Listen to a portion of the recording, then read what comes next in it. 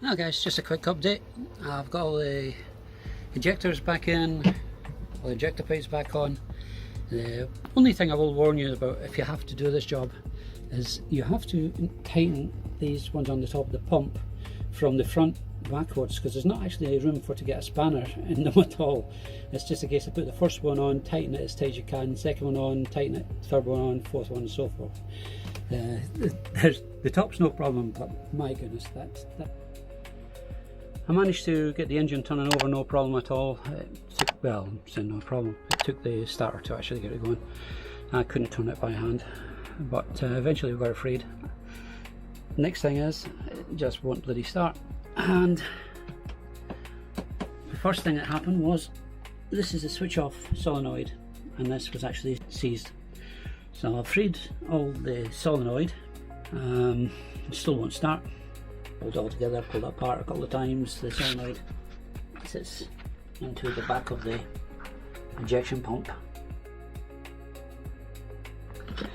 Now, I've been in touch with Beta Marine, and the lovely guy on there told me that I have to remove the injector pump itself. He says sometimes just placing it overnight in clean fuel can free it off, but if there's any springs broke or anything, then I have to replace the springs and clean it all out in the inside. Now to do that, I have to remove all these brackets, the air intake, take the injector pipes off fully. So that's going to be my job for today. I'm going to be stripping this injector pump out.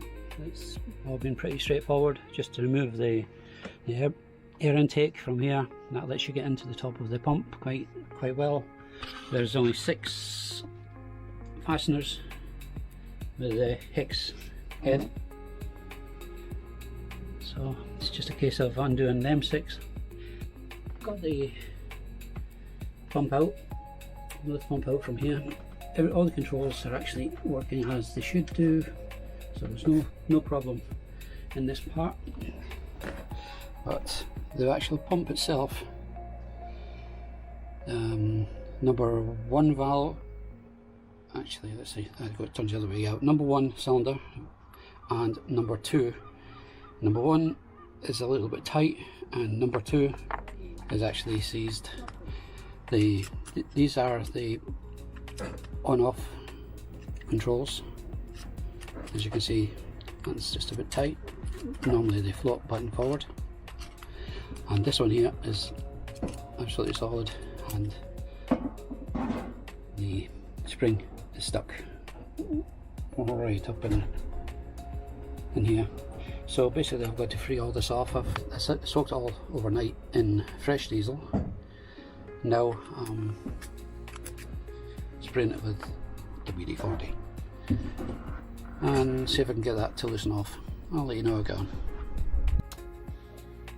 Oh well, it seems that Beta Marine Kubota engines are out to get me. They just don't like me at all.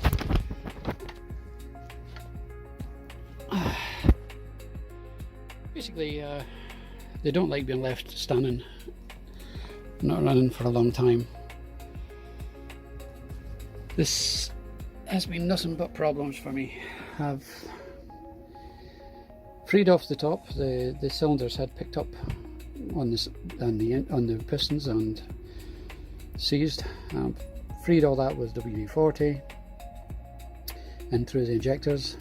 Built it all back together again, would start again. Anyway, to cut a long story short, we had then problems with the pump. Freed off the pump, got all that working again, started no problem, ran, and then all of a sudden it started overheating very quickly. A charge light not going out, oil light not going out, oil pressure gauge showing 0 pressure. So we've changed the oil again, took the oil pressure gauge off, cleaned it, can't do anything with it, we can't get new ones here, and Beta Marine can't send anything to Portugal because of your beautiful Brexit and problems with the customs, so you can't get a well, I have to find a tractor dealer and take my engine numbers and try and get a new oil pressure gauge. I've took the calorifier out, or the heat exchanger. This end here I just can't get out at all, but I managed to take it out from the back. I've got that now sitting, taking all the corrosion out of the inside of that. Hopefully that will sort the problem with the overheating. I also have tons of black smoke coming out of the engine, and lots of carbon sitting on top of the water. So obviously it's got an unburnt diesel and an unburnt fuel problem. So when I find a place that can do me the oil center gauge, I'm going to buy new injectors, because I think perhaps the injectors has decided that they don't like playing neither. So I'm going to try changing the injectors. What I was hoping to do was run it for a little while and see if the black cleared itself, but with it showing up as no oil pressure and the water overheating, I can't even run it for any length of time to see if it clears.